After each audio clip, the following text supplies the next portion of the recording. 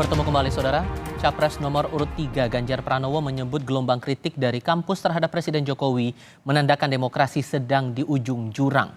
Dalam acara deklarasi dukungan Purnawirawan Polri untuk Ganjar Mahfud di Karanganyar, Jawa Tengah, Ganjar menyatakan kalau para tokoh agama hingga warga kampus bergerak, tandanya demokrasi dalam bahaya. Ganjar turut menyinggung oknum polisi yang meminta rektor membuat testimoni mengapresiasi pemerintahan Jokowi. Ganjar meminta kampus jangan diintimidasi.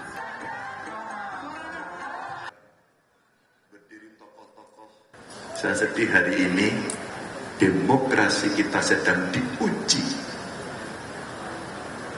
Maka ketika tokoh agama mulai bicara, masyarakat sipil mulai teriak, kampus bergerak semuanya, itu lonceng dan kentongan bahaya demokrasi Indonesia.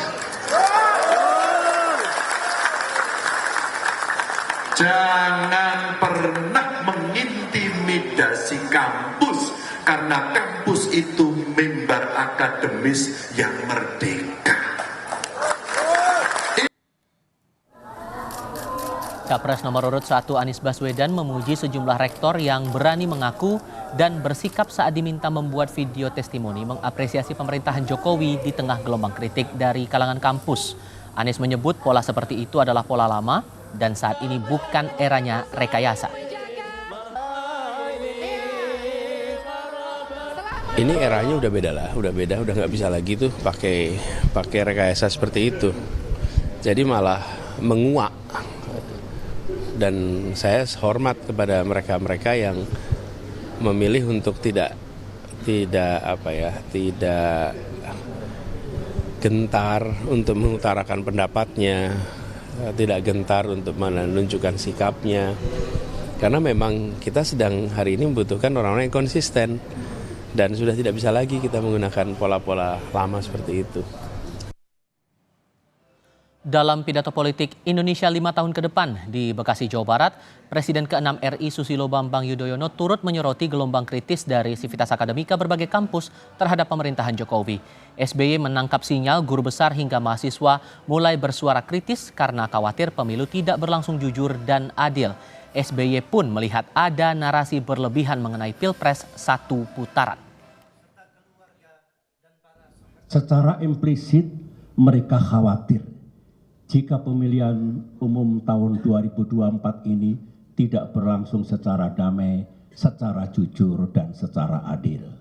Sementara itu juga ada pernyataan politik yang lebih jauh lagi, seperti kalau Pilpres hanya berlangsung 1 putaran, berarti itu curang. Ditambahkan lagi, kalau Pilpresnya curang, kita tidak akan menerima. Dan negara siap-siap chaos. Situasi ini tidak terjadi di 4 pemilu sebelumnya. Sebelumnya, Menteri Investasi Bahlil Lahadalia menghargai gelombang kritik yang disampaikan sivitas akademika terhadap Presiden Joko Widodo. Namun Bahlil mengingatkan agar kampus dan sivitas akademika turut menjaga netralitasnya dalam Pilpres 2024.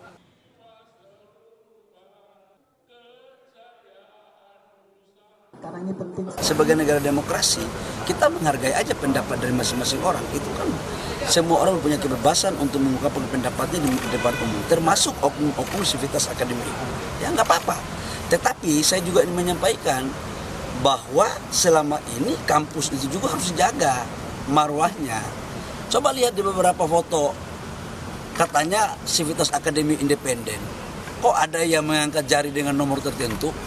Oh, ada salah satu ketua partai di situ. Ya benar aja, Bos. Mohon maaf, kita harus hargai mereka juga dengan harapan agar gerakan agitasi ini jalan. Tapi saya yakinlah rakyat dan mahasiswa itu bukan orang yang bisa diatur-atur begitu.